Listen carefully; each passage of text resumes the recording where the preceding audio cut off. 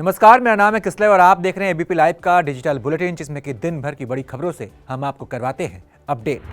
तो आज के बुलेटिन में बात होगी कि किस आरोप में आजम खान के बेटे की गई है विधायकी। करीब 20 साल बाद ऐसा होगा जब आजम खान के परिवार से कोई विधानसभा में नहीं होगा। इसके अलावा बात करेंगे बीबीसी दफ्तर के बाहर हिंदू सेना ने ऐसा क्या किया कि बढ़ानी पड़ी सुरक्षा। इसके साथ ही आपको यह भी दिखाएंगे कि भारतीय क्रिकेट टीम हर फॉर्मेट में है नंबर 1।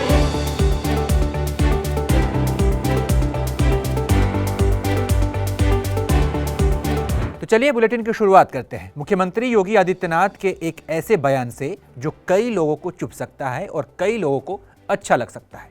हिंदू राष्ट्र को लेकर आजकल खूब बवाल मचा हुआ, यह मुद्दा खूब छाया हुआ है। ऐसे में एबीपी के शिखर सम्मेलन में मुख्यमंत्री योगी आदित्यनाथ शामिल हुए और उन्होंने इस मुद्दे पर कहा कि इस देश में रहने वाले सभी लोग हिंदू हैं, भारत एक हिंदू राष्ट्र है और रहेगा। पहले सीएम योगी का यह बयान सुनिए। सबसे पहली बात तो यह कि हिंदू राष्ट्र से हमारा मतलब क्या है।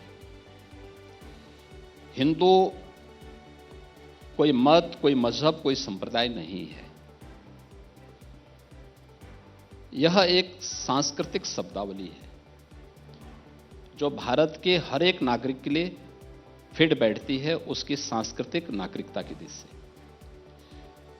भारत का कोई व्यक्ति हज करने के लिए जाता है तो उसका संबोधन वहां हिंदू का होता है, हिंदू नाम से जाना जाता है।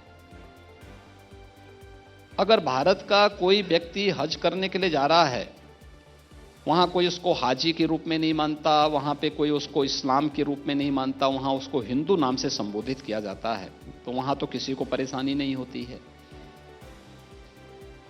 और उस परिप्रेक्ष्य में अगर आप देखेंगे तो भारत हिंदू राष्ट्र है, क्योंकि भारत का हर नागरिक हिंदू है, हर नागरिक हिंदू है, क्योंकि यह कोई जाति सूचक, मत और मजहब सूचक शब्द नहीं है। यह हमारी सांस्कृतिक एकता को, जो हिमालय से समुद्र पर्यंत तक के इस विस्तृत भूभाग के अंदर जन्मे हुए लोग, ये अपने आप में हिंदू कहलाते हैं, उस रूप में अगर कोई लेगा तो हिंदू राष्ट्र से मुझे लगता है किसी को परहेज नहीं होना चाहिए। अगर आप इसको मत, मजहब या संप्रदाय के साथ जोड़ रहे हैं तो इसका मतलब हम हिंदू को समझने की भूल कर रहे हैं। एक कार्यक्रम में अमित शाह ने कहा भारत सरकार का एक ही धर्म है और वो है संविधान। हिंदू राष्ट्र के सवाल पर उन्होंने ये जवाब दिया। मैंने कहा ना कि अगर हिंदू को आप मत और मजहब के साथ जोड़ रहे हैं तो हम हिंदू को समझने की भूल कर रहे हैं। हमें दोनों चीजें बहुत स्पष्ट करनी होंगी। और जहां तक संविधान की बात है तो संविधान के प्रति तो हर भारतीय के मन में सर्वोच्च सम्मान का भाव होना चाहिए, क्योंकि वही हमारा मार्गदर्शक है।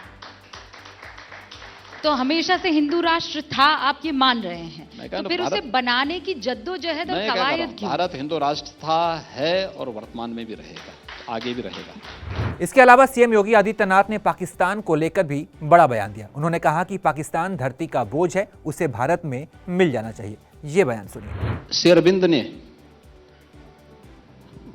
पाकिस्तान के बारे में बहुत स्पष्ट घोषणा की थी कि आध्यात्मिक जगत में पाकिस्तान कोई वास्तविकता नहीं है।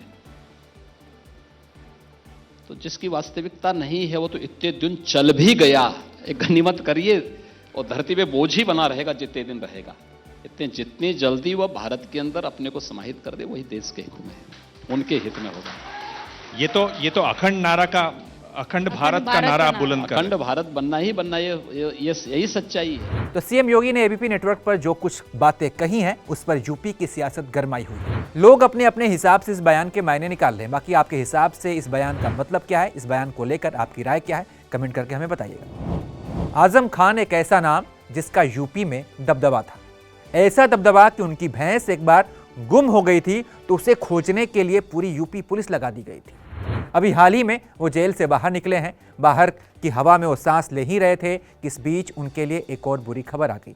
उनकी विधायकी तो पहले से जा चुकी है, अब उनके बेटे अब्दुल्ला आजम खान की भी विधानसभा सदस्यता रद्द हो चुकी है। यूपी विधानसभा सचिवालय ने अब्दुल्ला आजम की सीट को रिक्त घोषित कर दिया है। मुरादाबाद की एक विशेष अदालत ने सोमवार को 15 साल पुराने मामले में सपा महासचिव आजम खान और उनके विधायक पुत्र अब्दुल्ला आजम को 2 साल की सजा सुनाई थी। अब्दुल्ला आजम रामपुर की स्वार सीट से विधायक बने थे। अब जन प्रतिनिधित्व कानून के तहत उनकी सदस्यता चली गई है। एक बार पहले भी उनकी विधायकी छीनी जा चुकी है और अब ये दूसरी बार है। बता दें कि जन प्रतिनिधित्व अधिनियम क्या कहता है। इस नियम के अनुसार 2 साल या उससे अधिक की सजा पाने वाले किसी भी व्यक्ति को अयोग्य घोषित कर दिया जाएगा और जेल में समय बिताने के बाद 6 साल के लिए अयोग्यता बरकरार रहेगी। अब्दुल्ला आजम विधानसभा की सदस्यता से अघोषित होने के बाद अपने पिता आजम खान की श्रेणी में शामिल हो गए हैं, जिन्हें अक्टूबर 2022 में अयोग्य घोषित कर दिया गया था। अब्दुल्ला आजम की विधायकी किस मामले में गई है, इसकी भी पूरी जानकारी आपको हम बता देते हैं। 15 साल पहले 29 जनवरी 2008 को पुलिस ने पूर्व मंत्री आजम खान की कार की चेकिंग के लिए उनकी कार को रोका था, जिससे उनके समर्थक भड़क गए थे। इसके बाद समाजवादी पार्टी के कार्यकर्ताओं ने जमकर हंगामा किया था। इस हंगामे में अब्दुल्ला आजम समेत 9 लोगों को आरोपी बनाया गया था। पुलिस ने इस मामले में हंगामा करने वाले सभी लोगों पर सरकारी काम में बाधा डालने और भीड़ को उकसाने के आरोप में केस दर्ज किया था। तो इसी मामले में अब्दुल्ला आजम दोषी पाए गए हैं, जिसके बाद से उनकी विधायकी गई है। वहीं बीजेपी नेताओं का दावा है कि एक ही व्यक्ति की 2 बार विधायकी जाने का ये अपने आप में पहला मामला है, ये रिकॉर्ड है। हालांकि एक बात जो तय है वो ये है कि करीब 25 साल बाद पहली बार ऐसा होगा जब आजम खान के परिवार से कोई भी सदस्य विधानसभा में शामिल नहीं होगा।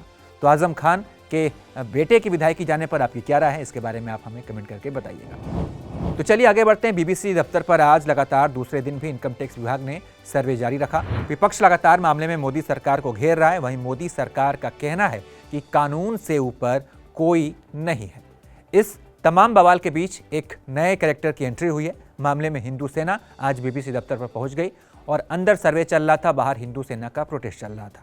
हिंदू सेना बीबीसी के खिलाफ नारेबाजी कर रही थी। बीबीसी भारत छोड़ो के नारे लगाए जा रहे थे, जिसके बाद से बीबीसी दफ्तर के बाहर जवानों की तैनाती की गई और सुरक्षा व्यवस्था को बढ़ा दी गई है। तो कुल मिलाकर बीबीसी पर अभी आज भी दूसरे दिन कार्रवाई जारी रही। अब देखना ये होगा कि ये कार्रवाई कब तक चलती है और इस पर अभी तक कितना बवाल मचता है। चलिए आखिरी खबर की बात करते हैं। भारतीय क्रिकेट टीम ने नागपुर में ऑस्ट्रेलिया के खिलाफ बॉर्डर गावस्कर ट्रॉफी के पहले टेस्ट मैच में जीत के बाद से टेस्ट रैंकिंग में भी पहला स्थान हासिल कर लिया है। आईसीसी की तरफ से जारी की गई रैंकिंग में टीम इंडिया 115 अंकों के साथ पहले पायदान पर पहुंच गई है। वहीं ऑस्ट्रेलिया की टीम अब 111 अंकों के साथ दूसरे स्थान पर खिसक गई है। अब भारतीय क्रिकेट टीम क्रिकेट के तीनों ही फॉर्मेट की रैंकिंग में नंबर 1 टीम बन गई है। तीनों फॉर्मेट यानी कि वनडे, टेस्ट और T20 में। तो फिलहाल आज के बुलेटिन में इतना ही। बाकी तमाम अपडेट्स के लिए आप देखते रहिए एबीपी लाइव।